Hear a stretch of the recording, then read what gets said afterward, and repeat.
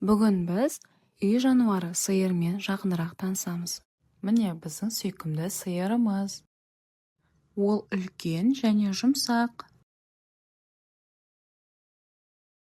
Қараңдаршы, оның үлкен дөңгелек көздері бар. Сиырдың құлақтары сәл қозғалуда. Сиыр жасыл шөпті жақсы көреді. Сиыр шөп жеп жатыр. Міне сиыр му деп жатыр. Көрдіңдер ме балалар? Балапан мен сиыр нағыз дос болып шықты. Ендеше сау болыңдар балалар. Келесі сабақта көріскенше.